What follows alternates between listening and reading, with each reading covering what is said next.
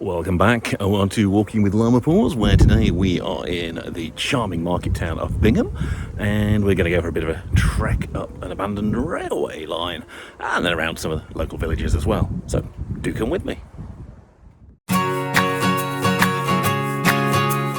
This walk starts and ends in the market town of Bingham, Nottinghamshire. From the Newgate Street car park, I head west along Nottingham Road until I reach the entrance to the Bingham Linear Park, a route which runs along an abandoned railway line. This route takes me southeastwards, out of the town, and into the countryside for a number of miles, before an encounter with a solid wall of brambles, nettles and thistles forces my diversion back onto the footpaths for another mile. From here it's south into Granby, where I immediately take the field path northward for another mile or two before I come out onto Manor Lane. I skip over the busy A52 road and pass through exclusive Whatton-in-the-Vale and charming Aslockton, and then, sticking to the roads, head into Scarrington for a very special surprise. From here, taking a combination of fields and roads northwards, as well as crossing through fields of barley and sheep, I soon reach enchanting Screveton at the northward point of my walk. From here, I take the back lane south to Colston, from where I pick up the field path south for a few more miles, taking me back into Bingham, where, after crossing over the railway, I arrive back at my starting point once more. So yes, it's a sleepy Sunday morning in, well, you look at the skies and you won't realise it, but it's July.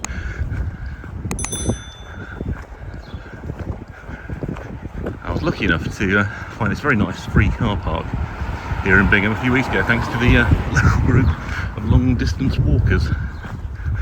So it makes it an ideal place to start out for a stroll.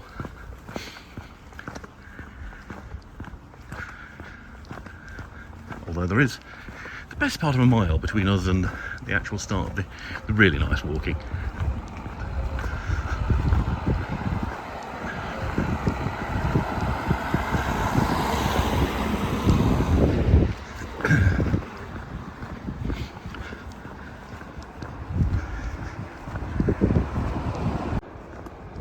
I think it's the first walk that's come with a supermarket on the trail. Not that it's open, of course. Still, makes a change from walking everywhere with no shops whatsoever on the route. Oh, not home for another couple of hours. But here we are, the entrance to the old railway line, or Bingham's Linear Nature Reserve.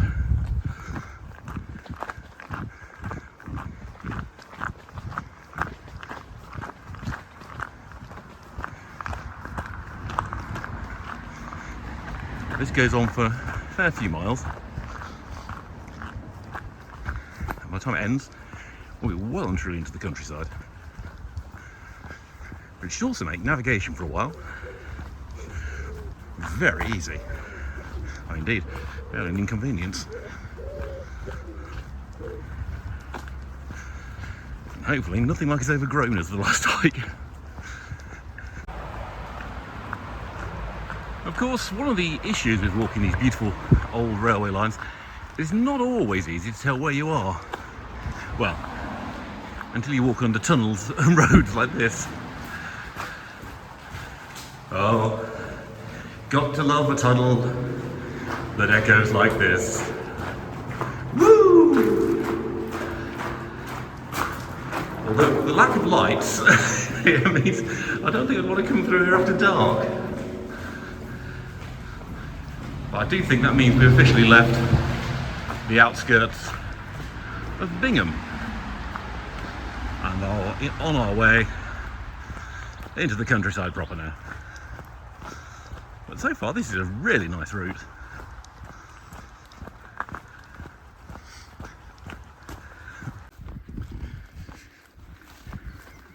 Well, the path continues to be fairly hard-standing. This is about the most overgrown bit I've got to so far, but look at those flowers. It's one of the things that's beautiful about this old railway line here. It's just the preponderance and variety of flowers and wildflowers out here, and they keep changing. They're not even the same sort of flowers Sadly, I'm not very knowledgeable on flowers. That's my other half, Mrs. Llama, knows far more about them. We'll be able to identify these as I'm walking past them. So, my apologies. I can just drink in the splendour of them as we walk down this old railway track.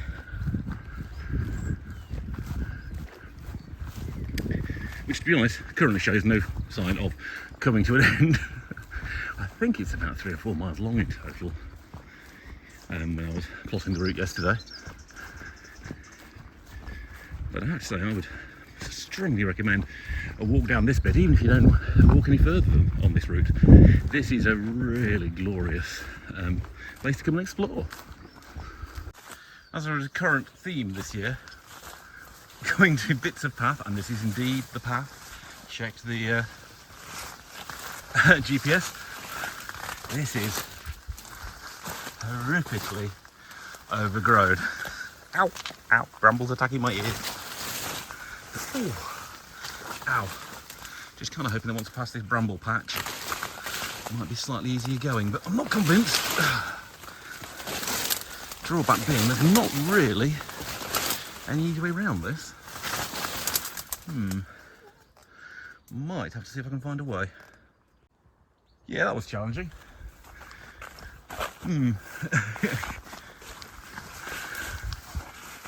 This is, at least by comparison, slightly easier, but not by much. And there's still quite a way to go down these paths. Oh good, we've switched from brambles to nettles now. It's a different kind of pain.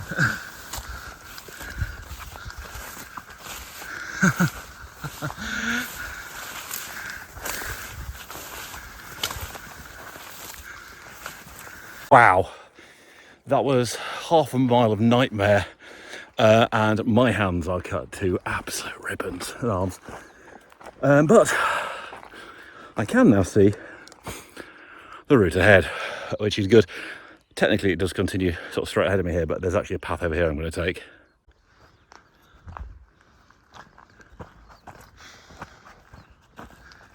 I'm just thinking, it's not like I could have come that way as an alternative, since the farmer has helpfully blocked it off. I should know better than to come down a Nottingham route. They're always terrible for route finding and roadsides. Oh well, hopefully a bit easier now. Still haven't reached the end of this trail yet, but at least the walking has got a lot easier. And when there are brambles, like this one here, I can just sidestep them rather than to walk straight through them. Honestly, I think next week, if I'm coming on a walk again, I'm bringing in pruning shears.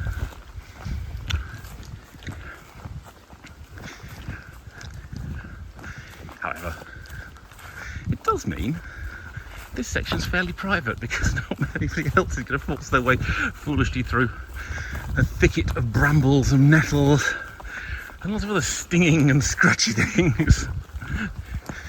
Only your intrepid llama trekker. I rewarded myself with a delicious sweet. Yeah, I felt I deserved it after that battle. We are now coming in to Granby, which I'm sure Llama Fact fans you'll have picked up was actually the most northerly point of my previous hike. And indeed it's a sign for Barnston and Langer, and we went to as well. Well, this time Granby's the southernmost point of my walk, and we're just going to walk into it a short way and then pick up a route back across the fields. Once again, the curse of the Nottinghamshire County Council footpath signs pays dividends. I ended up walking up the drive to the left of me here. It appeared to where the road went, or path went, but no, you went through these very ornate gates to the right of those. Never mind, found it anyway. Oh good, beware of the bull. Always like a good sign to see in a field, is he?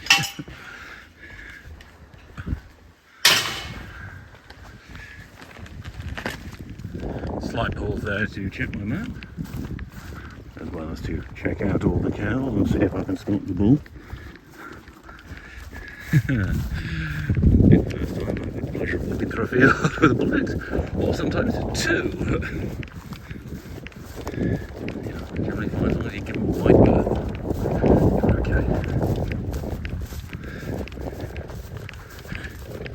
Well, these might have been long grasslands, but at least the cows have eaten it down quite well. So that advantage too. Anyway, we're on the field path now for quite a while again. So let's hope not more as overgrown as the end of the linear railway path I was on earlier. Hello there, beautiful. No, I am not made of delicious horse treats. Just passing through. So, horse encounters included. It's been quite a nice little walk across some fields for a mile or so. But I can hear the sound of traffic ahead of me, which means I am coming up the end of the fields and where I'm going to return to the roads for quite a while. Most importantly, I've got to find a way across a busy A road ahead. I think I've worked it out, so it shouldn't involve me, I hope, leaping over central reservations. But, you know, never say never. But in the meantime, at least I can enjoy walking through another glorious little forest tunnel, which is clearly much more trod than certain bits of this route I've been on. But yes, we will be passing back quickly now through a few villages as we continue our trek northwards. Wow, that's the closest to harvest of a cereal crop I've seen so far. Bet it still needs a few weeks to mature, looking at some of the bits of the edge, but yeah, harvest is not long away for some of these fields. And yep, back onto the roads for a little bit of easy going for a while. At least hopefully easy if the road's quiet enough. Well, the A52 wasn't so bad to cross after all, and now we are clearly in the Vale of Beaver by the names on the sign, and here we are going into Whatton. Now I've just looked at my map, and I've also looked at my original route plan, which said take field path to the next village. The thing is, the next village adjoins to this one, so unless the field path looks especially inviting, I think I might as well just stay on the road,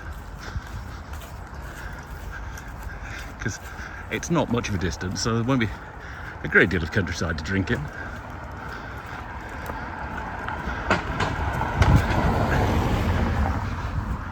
Anyway, here's Whatton. Very nice looking little village. It's very convenient roads to Nottingham, so I imagine the house prices around here are pretty high. Now, those of you with more lewd sensibilities might be trying to pronounce that place with a rude name. I'm fairly sure this is Aslockton. I'll see if I can find a local to tell me how it's pronounced. But yes, it was the right choice to keep coming down this road. I didn't see anything beyond a few village green type fields I would have passed across had I taken the route. Though as you can see, we are on the fabulously named Dark Lane. Never come across a dark lane before. It's quite well lit. And a railway crossing not. The last railway station we'll pass today. At least unlike the earlier line, this one's still in operation. Anyway, we are going to continue down here, staying on the roads, right through to the next village, where there's something rather interesting I wanted to show you, which is one of the reasons I planned this walk on this particular direction. So yeah, Aslockton, very pretty little village, well worth a visit there. Even had shops. Today that's becoming a recurrent theme. Shops actually on my route. Clearly I needed to come to Nottinghamshire more than Leicestershire. This though is Mill Lane, and I am on the road for about half a mile now to Scarrington, which is another little charming village around here. I've got to say, once you're into the edge of the Vale of Beaver, most of the villages around here are really charming.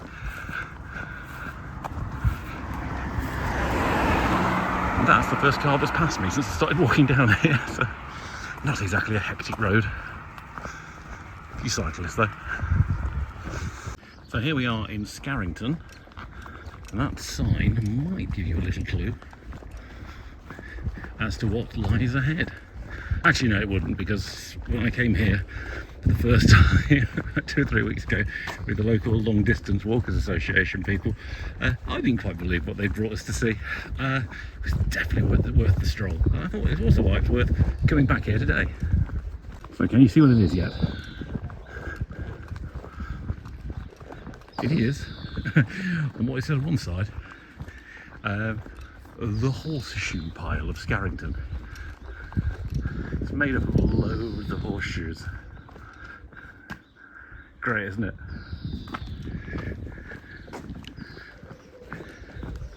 So you can see why it was worth diverting back to Scarrington, because I've never seen anything like that before. Do you know of anything else like that around the country? I'd be fascinated to know if there's others of them. Go and visit them as well.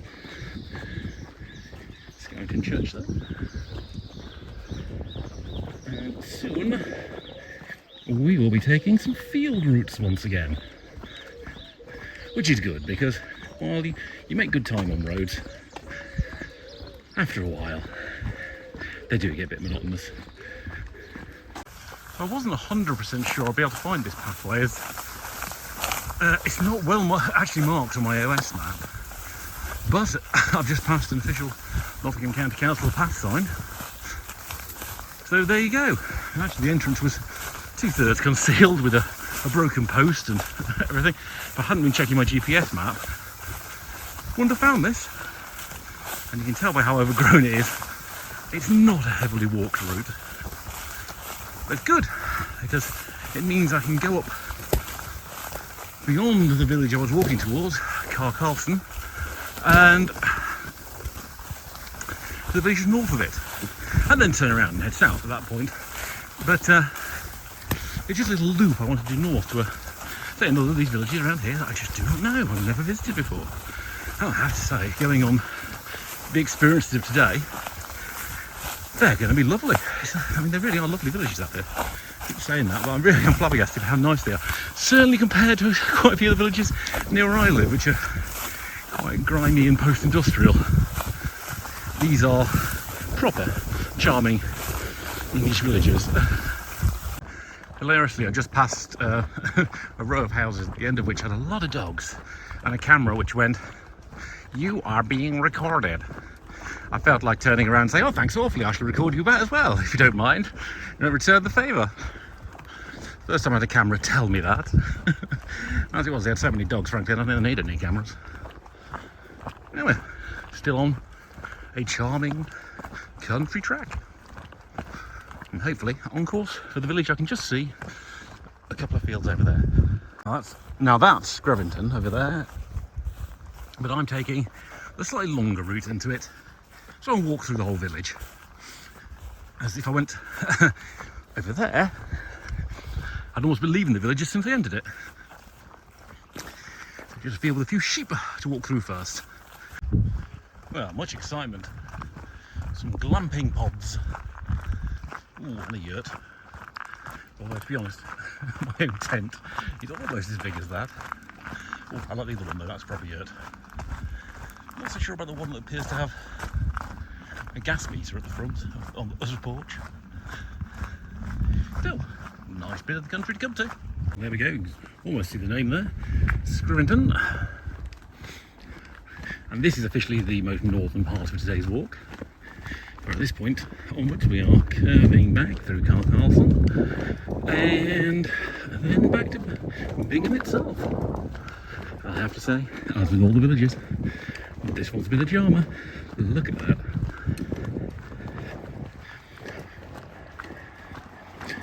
Definitely see the appeal of living out this way. A bit far from my office, admittedly, but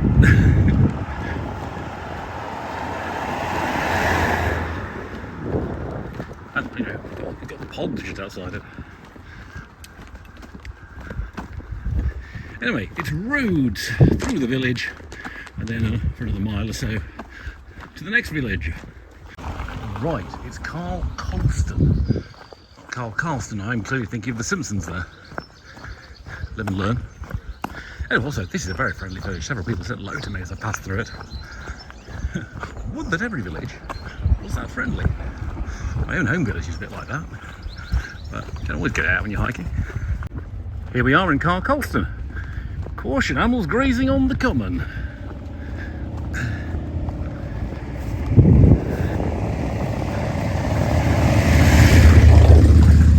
Yeah, one thing I've noticed, quite a few motorbikes down this road. It's a really quiet and fairly short route between the two villages, but it's clearly popular on a Sunday with the motorcycling crowd. Also, if that was the entrance to the village, where are the houses? I get the impression this might be the most rural of the villages I've been to today.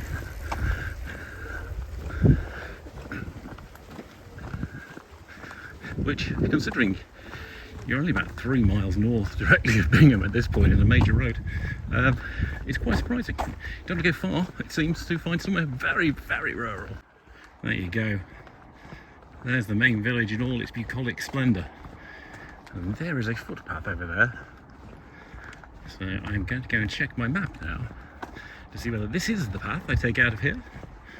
I did come through here on the walk with the LWA the other week. Memories play me false about whether this is the right path to take or not. So, map checking time. Turns out, yes indeed, that was the right route. Actually, there's several right routes through Colston. So, I couldn't have gone too wrong. This way down here, tiny bit of road, and pick up the path pretty much direct then all the way back to Bingham. And as always, at this point in the walk, if you enjoyed it, please throw me a like. If you've really enjoyed it, don't forget to subscribe and share with all your friends. I really appreciate that. I hope you've enjoyed the walk as well as I have. Yes, despite a horse owner who'd managed to build a whole ranch that diverted the footpath off the OS route I could see, and indeed my GPS route, it has been very easy to find our way around Colston. So hopefully the rest of the walk, maybe another couple of miles or so, be a piece of cake. Piece of cake sounds good right about now. That's Bingham, I can just see ahead of me now. Just good. Maybe a mile or so at most. And before that we have to cross, and I kid you not, what is called the Butt Playing Field. B-U-T-T. I hope it is named after a water butt. In fact, I'm almost certain it is. Other than that, it is probably the most amusing name I've seen today. Yes, over there you can see all the new builds on the edge of Bingham and the A46. The less charming parts of the town. Centre of the town though, lovely little market town.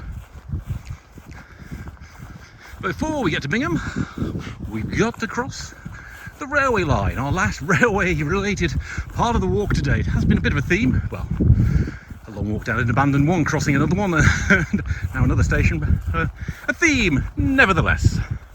So Bingham, our next and final destination. I promise you one more bit of railway. Complete with a train.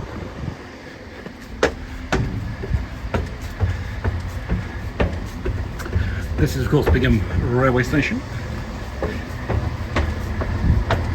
where the footpath actually goes directly through.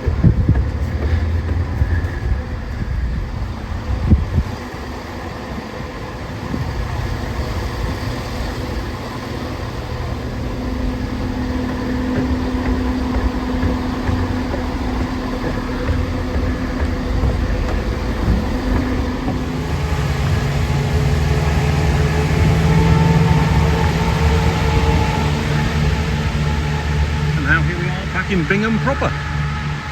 Just a short distance now to walk through the town and back to my car. Maybe half a mile at most. Just a short walk through to the centre of town. And a shortcut through the Eaton Place.